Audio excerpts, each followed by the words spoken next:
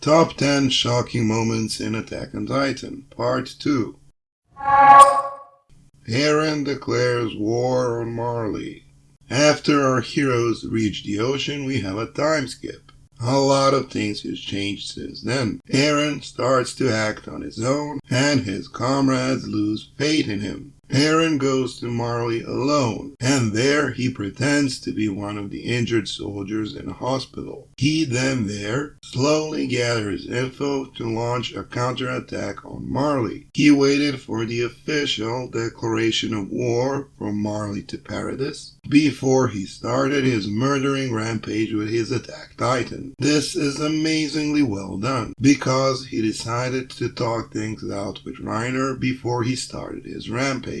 The scene in the cellar, where they meet for the first time after so many years, is filled with tension, detest, and emotions, but without rage or anger. True hate comes once you understand everything. And Eren is a perfect example of this. The sight of Reiner groveling, whining, apologizing, not because he is afraid for his own life, but because he is tired of dealing with depression, with guilt, and personal demons. This performance is Oscar-worthy. Also, Eren's attack, where he kills civilians as well as children, is a pretty good hint that this is no longer Eren that we knew before. War, sorrow, and trauma, painful memories of not just Eren, but all of the attack titans have finally fell on his shoulders. And it is no wonder that he became what he became, and that he will do what he will do. Number 4.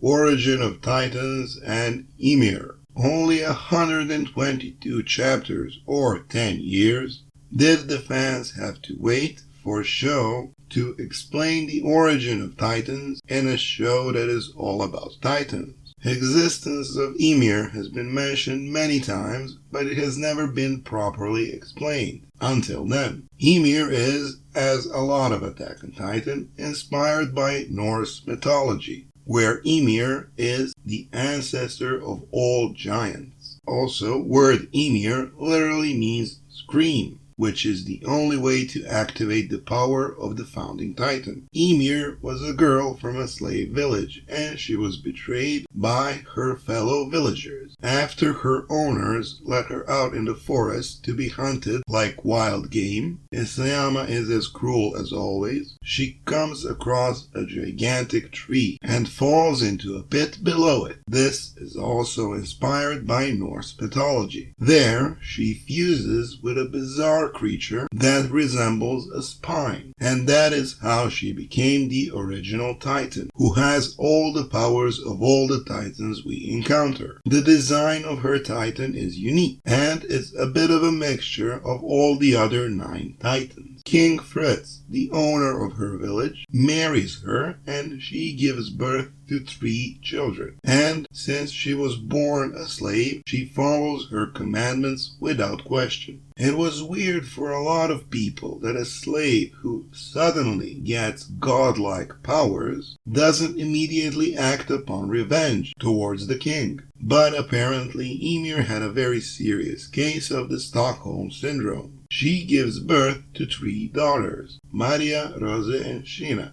And we know those names by the names of the walls. 13 years later, she sacrifices her own life to save the life of King Fritz. This explains why all the Titan shifters can live only 13 years. This is the Ymir's curse. After her death, King Fritz orders his daughters to eat Ymir to keep the powers of the Titan inside the family. This is probably why Ymir wakes up in the past, forced into eternal servitude to make Titans out of sand and to repair the bodies of Titan shifters, remaining a slave even after death. The only one who could possibly rescue her from this ill fate is our shonen Eren, many years later. But that story is best left for another video, where we will analyze Eren, Ymir, and the rumbling in greater detail. Stay put for that video as well. Number 3. Reiner and Bertoldo. Moments after the battle at the castle Utgard, when Ymir's identity has been discovered and the survivors are resting on the wall rose, things seem to have calmed down. After intense action scenes, we usually get a bit of a downtime.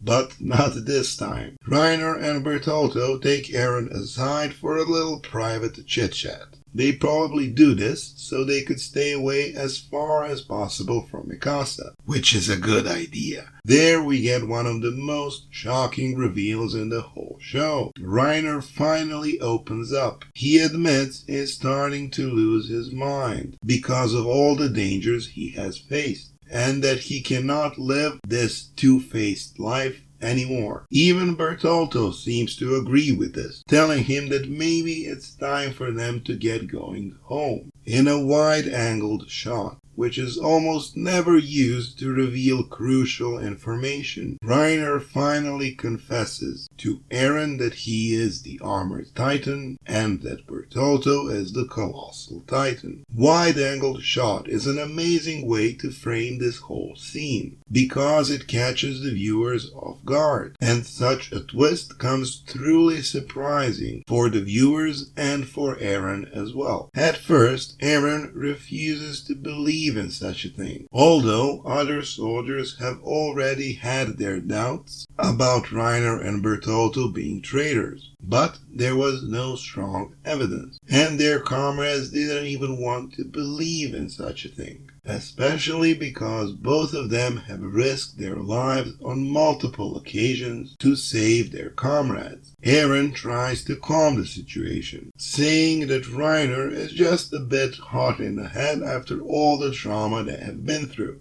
and that almost works. But a gust of wind blows, flagpole tumbles down the walls, and Reiner finally makes his mind. He pulls his hand out from the sling and starts healing it, proving his claims without a shred of a doubt. Him and Bertoldo are definitely shifters. At about that moment, Mikasa has had enough and attacks both of them. But not even a fighter like Mikasa could mercilessly murder her longtime companions in cold blood. Mikasa just wounds them seriously and forces them to transform, proving to everyone on the wall that they are indeed traitors. This treachery is especially impactful and painful for all the characters and for us viewers as well. Treachery is always most interesting to watch in anime shows, and when they are executed in such a powerful and effective way, they become an unforgettable part of the narrative.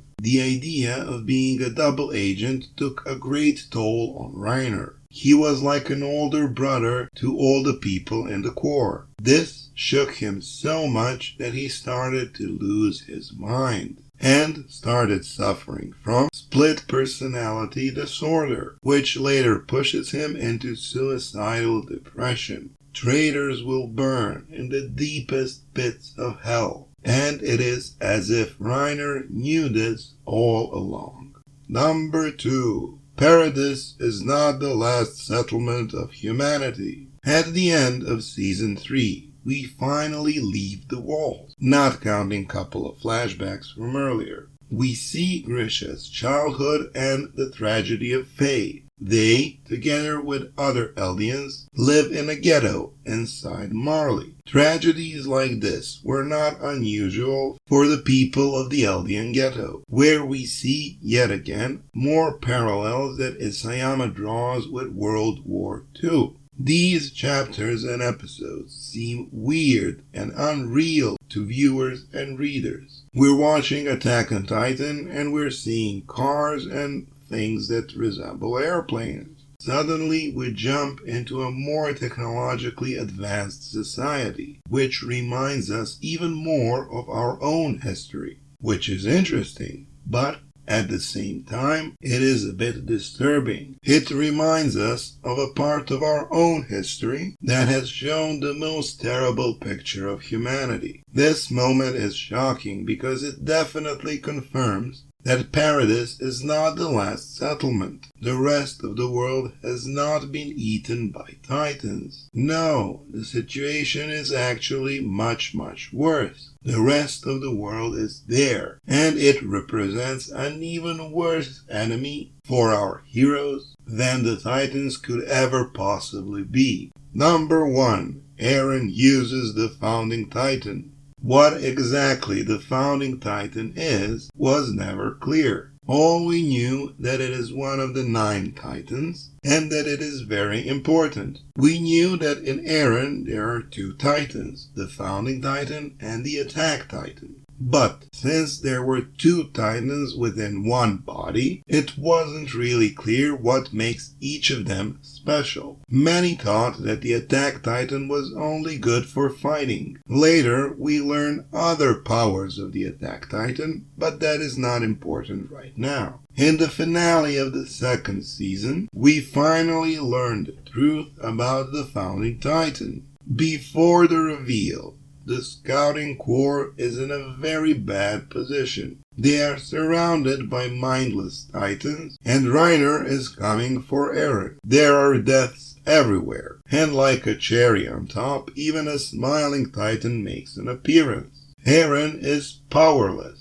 He can't even transform, not even when Hannes dies before him, in the same way his mother died before him many years before. A truly powerful scene by itself, where Eren's voice actor portrays all the emotions perfectly. Desperation, rage, impotence. Even Mikasa gets emotional for a second, which tells a lot. She really picked the right time. In the middle of all that, Smiling Titan moves in to eat Eren and Mikasa, and Eren defends himself barehanded, and the moment he strikes the Smiling Titan with his bare fist, everything changes. Lightning shines before all shifters' eyes, and from that moment on, Eren has activated the coordinate for the first time. That is the moment where we finally realize what the Founding Titan means.